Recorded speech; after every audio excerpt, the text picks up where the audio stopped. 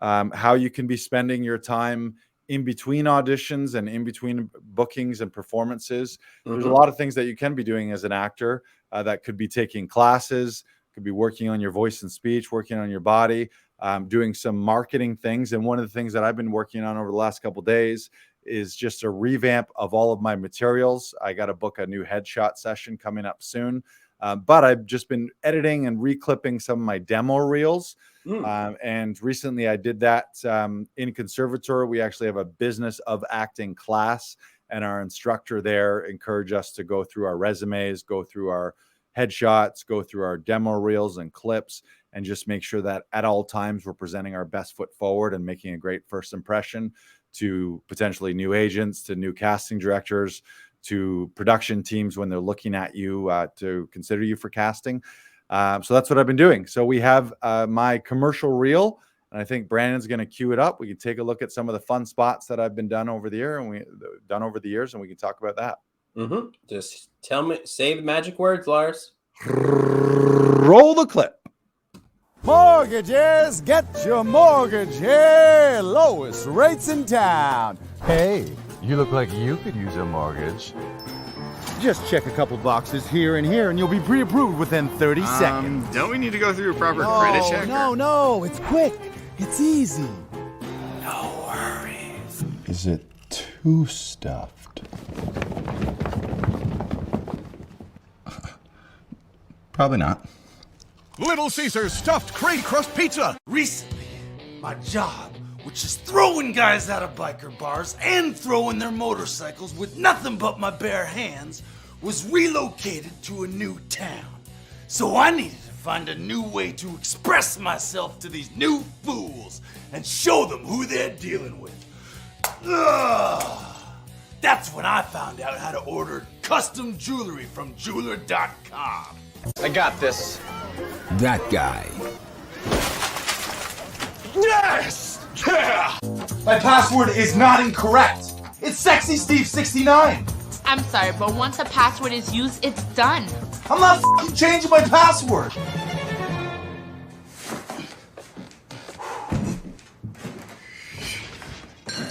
When the unexpected strikes. Dude, you need a new car. I can't afford a new car. Well, then get a used car. No, I don't trust used car salesmen. Then you should go to that car place. What car place? That car place. What car place? That car place. What? That! What car place? I got it. What, master? The plans for the perfect specimen. I need you to fetch me the brain of a rocket scientist. Who needs a mortgage? So why not skip the bank? What mortgages? 50% off. It was so easy, I did it in my underwear.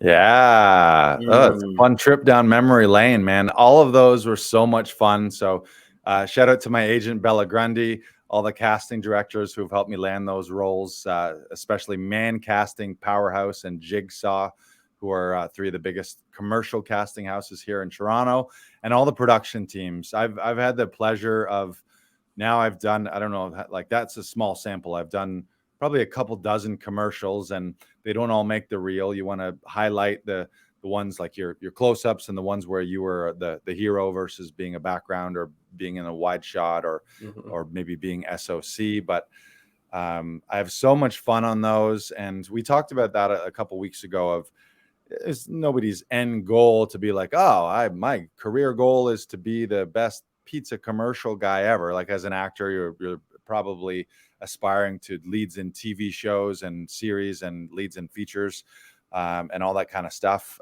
maybe hosting gigs as well. But those have been really fun. I've got a chance on all of those to stretch my comedy muscles and comedy chops in a lot of them. They've been great for like always networking and meeting production people and met DPs and met directors and producers and other actors. Often my friends are on the sets too. So it's just been a great experience. And the money that has come from those, like some of those, I maybe got paid $3 to $5, like on the low end, $300 to $500 if it was a non-union thing. But then some of the union ones, like that Little Caesars commercial, we shot that 3 years ago and it's renewed for 3 years. So I think I've got a renewal check coming for about $4,500 US. So from those days of work, which are usually, most shoots are a full day, like you might be there 8, 10, 12 hours. Yeah. But on some of them, I've been paid five figures plus for that 1 day's work now. So it's huge. Like that's, and I mean, I get it. How if you like, oh, I just want to do things that inspire me only, how maybe doing a commercial thing feels like, oh, I'm selling out, or this isn't my highest level of artistic expression. But man, and the other thing I've heard is I have some stand-up comedian friends who really just want to be on stage as a stand-up comedian. Like they're really funny and they're not really into the TV film thing or the acting thing, but they're at the same time maybe lamenting not having enough money, or like, oh, how am I going to pay the rent, and the whole starving artist syndrome. And I'm like, dude, like, you're great. Go book a commercial, and the 5 or 10 grand you make from a commercial, like think about how many stand-up shows that is. And there's a lot of stand-up shows that pro comedians are doing where they're only getting paid $50 here and there, or $100 here and there, and 5 grand for a commercial. That's 6 months worth of rent potentially. And then they can relax and have fun. So it's that sense of, okay, I'll do one for the man, but then that allows you to sit back and relax, and then take that money and reinvest it into your own artistic things or your own shows, or just chill out and not be stressed out about, oh my God, where's my next rent check going to come from? Yeah. So yeah, those have been a blast. Those are so fun. Which one was your favorite? Biker Lars. Yeah. Shaquille's was Biker Lars. Yeah. Mine's Pants Guy. I really like Pants Guy. Yeah. So I'll tell you 2 funny stories about those. First, the jeweler.com, that's through Dan, and I always mispronounce his last name, Dan Gallia, or Gallia, depending on how you pronounce it. Gallia. DG Special Productions. When I posted the reel on Facebook the other day, he was like, oh man, that was such a fun day. So sorry you got cut again. So we did a bunch of, and what he means, not cut out of the commercial, cut in the head. So the move was smashing a beer bottle over my head, and they have these candy glass, which is just breakaway candy glass, like literally made of sugar. They do them in a sugar mold, but they do have some little like shards on them. And whenever I do shit like that, I often get into it too much. I'm a stuntman's worst nightmare, because I get a little too much adrenaline and I get fired up and I'm like, yeah, I want to do this. Just hit me. So, but in this case, I was hitting myself, and we did 5 or 6 takes. And then I think by one of the last takes, I just hit myself too hard, and a little shard of it. So I actually did end up bleeding down my head like an idiot. No fault of productions, completely my fault. So I 100% take the blame for that. But it didn't take away from the shoot at all. The whole shoot was great. I had a little nick. I had a bit of a headache by the end just from smashing myself, but it's really fun. I highly recommend it. If you ever have a chance to smash or to be smashed with candy glass, it's a great feeling, because it does feel like a bottle's being smashed over your head, but it doesn't have the weight, or typically doesn't have the sharpness. But I guess I somehow got myself. And how would you describe the feeling of having a bottle smashed over your head? Fun. It's fun. It's fun. I don't know, like I don't know. Have you ever had anything smashed over your head? I mean, it kind of feels like glass, but it doesn't hurt, because it's very, very thin, and it doesn't have that much weight to it. So it's kind of like being hit by a snowball or something like that, where it's just this is pretty close to it. What I'm doing right now is the feeling of it feels like a smack, but it's not enough weight that it's going to knock you out or give you a concussion. Yeah. But still, you be safe with it. Yeah. And the other one, this is interesting. We're going to share 2 stories. The other one, that was Hartford Insurance, Skinny Jeans. It was written and directed, or at least directed, by the Perlorian brothers, who are renowned directors. They do a lot of commercial spots, very quirky spots all the time. They're great to work with. They're really fun. They're a dynamic duo themselves. And that spot, because I had that, at the end of that spot, I kind of hop and fall back into a closet, and the closet was rigged to just everything in the closet fall down on top of me. They weren't sure if they were going to get a reverse, like an actual look into the closet and see me on the ground. But because of that fall, there was a stunt coordinator, like a stunt director on scene, as there are on set, as there are on any union set. And so we had to go outside and practice the fall, and his job was to make it safe and make sure that I'm safe, and that when I'm falling, I know how to fall correctly, to land on the meat of my back, to tuck my neck in, and just not do anything that's going to injure me. So we rehearse, and in my head, I'm like, I'm just falling backwards in a closet. Like, this is not like I'm driving a motorcycle or jumping off a building or anything crazy. So in my head, I'm like, the ego in me is like, I don't need this stunt coordinator here to protect me. Like, I'm going to be fine. Literally the very first take, we rehearsed a few times. The first take we go to camera, when I hop back and fall down, the way they had rigged, and this was nobody's fault. So again, nothing against production, nothing against the stunt coordinator. He's great. I've spoken to him about it since. And it was just random freak luck. The way the shelf, so they had kind of rigged like a breakaway shelf, and there was someone behind me in the closet that was just going to like pull a little thing so that the closet and all the clothes falls on top of me. But the way the shelf swung down and actually clipped me right above my eyebrow. Ooh. So one take after, like literally the first take of shooting, I'm bleeding from my eyebrow, and everyone's like, "Oh my God, are you okay?"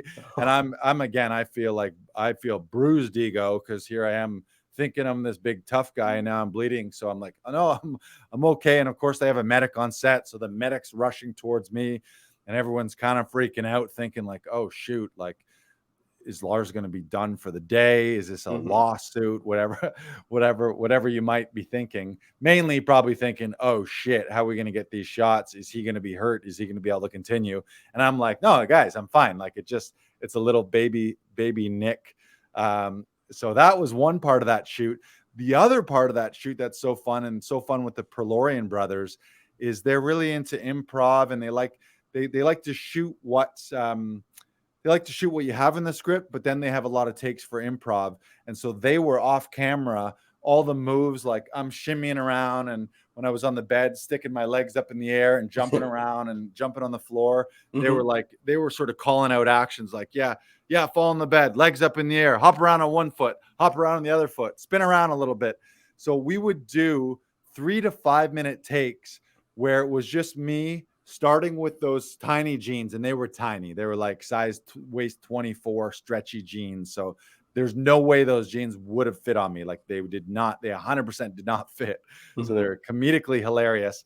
And then it would just be 5 minutes of me frantically jumping around like an idiot, and them yelling off camera like, "Yeah, one leg, yeah, jump down, yeah, do a little dance, yeah, jump up, higher, and I was just doing it like, you say jump and I'll sit and I say how high, but to the point where it felt like I don't know if you've ever wrestled or boxed, but the reason those rounds are 3 minutes or 5 minutes long is because you were fucking gassed by the end of it. So I was going all out for these 3 to 5 minutes, to the point that later in the shoot, I had to basically tap out, where I was like, I need a break. And the stunt guy, they put me in a room. They were like, "You just go sit down." They gave me a bunch of water and like some apples and peanut butter to carbo load and to get my electrolytes back, because I was gassed. Like, we just kept doing these 5 minute takes where I would just be nonstop, like flailing all over, jumping full force, just doing all these crazy things. And by the end, I was like, I'm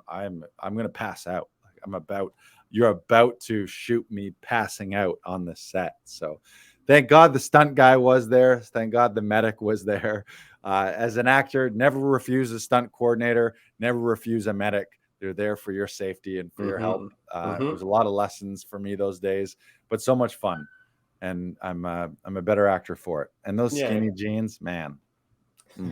Skinny jean. Did you ever at any point throughout any of the shoot or any of the takes almost get those pants on, or was like there any chance that it was gonna get on? They would get up to like my hips, basically. Like they Yeah. were so small that they would shimmy up to my hips, but that was doomed from the get-go. Like they were comedically skinny and tiny, and I'm not a tiny skinny guy, so there was no way they were getting on. Yeah, the other spot that I love in that, I mean, I love them all, and I had so much fun watching it. Brings back days, more so days from set, like the people that I worked with and just how the day went.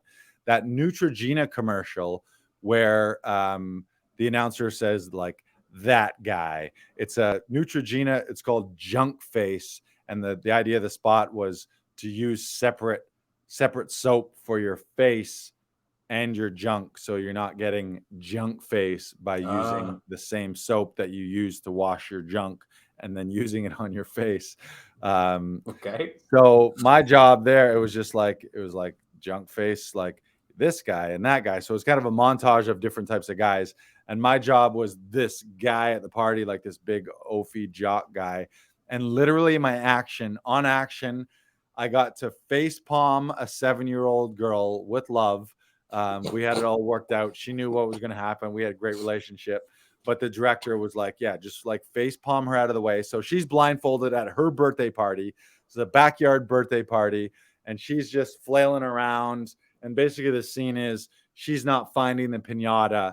And then I'm this like ex-jock who used to play in high school in his glory days. And it's just like, nah, I got this. So my action was step into frame with my baseball bat, face palm her out of the way, and then just wind up and fucking obliterate that thing as hard as I could, which, by the way, I want to point out, I am a right-handed batter. And for camera, there were like angles and everything. And for camera, can you switch hit? Can you do this with your left? And I was like, fuck yeah, I can switch hit. So I stepped up to the plate. I think we did that 5 or 6, 7 times. And I obliterated that thing. Just destroyed it. Felt so good. And we got to do it a bunch of times. So it's one of the great things about being an actor is you get put in all these crazy scenarios that maybe you wouldn't get to be in. And I don't think I would be at a 7-year-old's birthday party face palming her out of the way so that I could then obliterate the piñata, but I got to do it. And that was actually my first paid on screen gig. That was my first. It was before I had done any TV. Nice. TV or film. And the fun thing about that is about a year after we shot that spot, it won an award and then made one of those like top 10 commercials of the year, one of those funny commercial montage shows. Oh, that's cool. Then I got paid again a year later because it aired on network TV. I think the Gabriel Iglesias, I think he's a comedian. He's a international comedian, but he hosted the show like world funniest commercials every year at the time. And so I got a paycheck a year later that was like 2 or 3 times my original paycheck because it aired on US national television as part of that funniest commercial show. So I got bonus money out of that one. Nice. It was great. Yeah, it was fun. So much fun. You're making me want to go out and smash a piñata right now.